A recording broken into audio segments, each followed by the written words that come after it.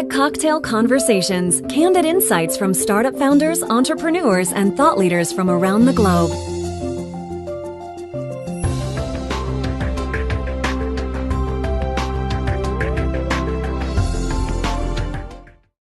My name is Matthew Inman, and I run a website called The Oatmeal. The Oatmeal is a website full of comics, mostly. There's a lot of illustrated stories, some quizzes and things like that. It's basically, it's kind of like a creative dump for me to put anything I can come up with.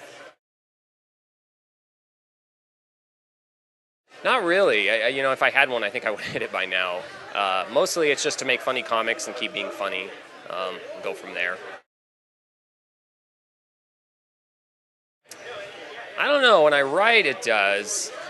When I speak, it does sometimes. But like growing up, I was never the funny one. I was kind of the mean, grumpy one.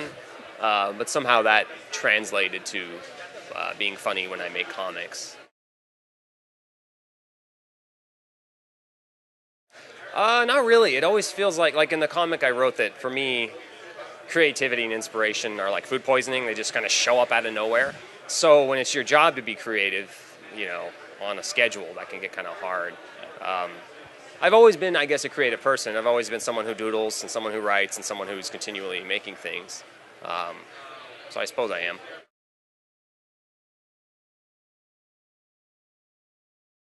Yeah, it's hard because, it's like sometimes I feel like, who is this? I have this huge audience to please now. And so you almost feel like this responsibility to them. But I've just tried to do what I've always done, and that is I make comics for me. I make comics that I would want to read and that I would think are funny or compelling, and hopefully that my thoughts about the comic will coincide with my readers. And sometimes it does, sometimes it doesn't.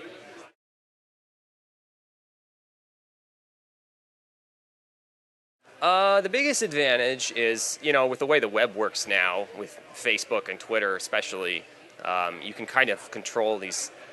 You can harness all these people. You have them waiting for you to put something out. So an advantage there is even if I put out a crap comic, and I do every now and then, I have hundreds of thousands of people who will still read it.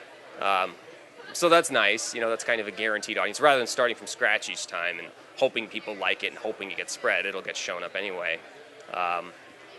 The biggest disadvantage of that audience is, like I said before, this kind of continual pressure of keep being funny, more jokes, more jokes, more jokes. And I've always thought that every time I make a joke, that's my last one. Like every time I write a comic, I'm always like, that's the last comic. I got no jokes left. That's the end of me. And I've thought about the first comic I made, and I thought that about the 500th comic I made. And I don't know if it's true. Maybe it is. I mean, a lot of artists have their season. Now it seems to be mine. And when that season's over, I'll go, do something else.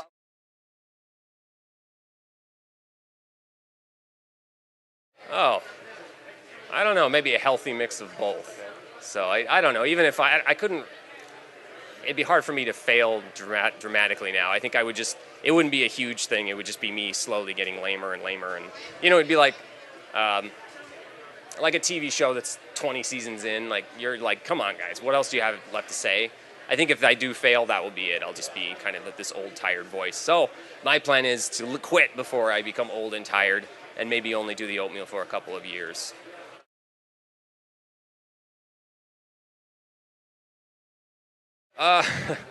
It's funny, actually. I was just reading this quote from Louis C.K. about farts, and he was describing how he has no kind of snobbery about what humor he makes, what jokes he makes. And he says that fart jokes are wonderful. It's like this trumpet sound that comes out of someone's body and smells bad. It's like the perfect joke, and he just shamelessly uses them. So I agree with him. And same with poop jokes. Like, I make comics that are compelling and heartwarming and sad and smart, and then I just make some that are loaded full of poop jokes, and I'm completely fine with that.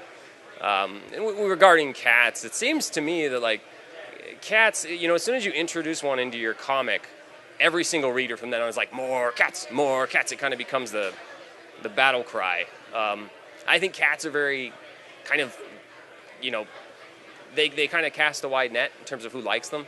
Like with a dog's more polarizing. You have small dogs, you have big dogs, you have Rottweilers, you have Chihuahuas. But cats, if I draw a cat, it could look like your cat, it could look like her cat, it could be anybody's cat. So that makes them great for comedy.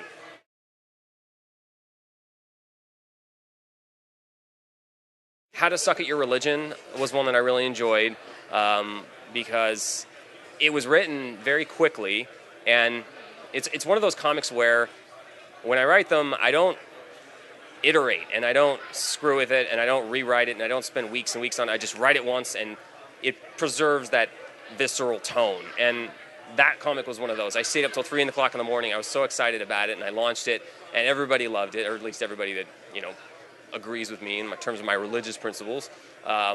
So recently, that's one of my favorites. Other than that, my most recent comic about my house burning down was kind of a new favorite of mine because it was a complete departure from anything I'd ever done. Being, it was a story, and it was it wasn't just a bunch of, like I said, poop jokes, even though there are some in there. So that's kind of my recent favorite.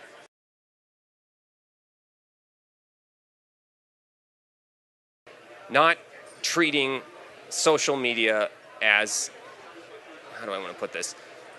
Not using a normal human voice when you use Twitter and Facebook and those kinds of things. I see a lot of these brands that they get on their Facebook page and every other post they make is a coupon, a code, or something like that. And I found if you write there like you would talk to someone in person, it works a lot better and it makes it more human.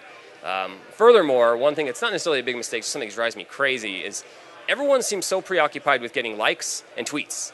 And they go around begging everybody, like, can you please just tweet this? Please just like this. And they put all this energy into this social media campaign, and their focus is on social media. When, really, if you take all that energy you're putting in your social media campaign and just made your thing better, become a better writer, draw better pictures, make better software, you will probably see more success than that. Like, I've never asked for a tweet in my life, and I never plan on it. I get more tweets because I write things that, I work on making my writing funnier rather than working on convincing other people to like things for me.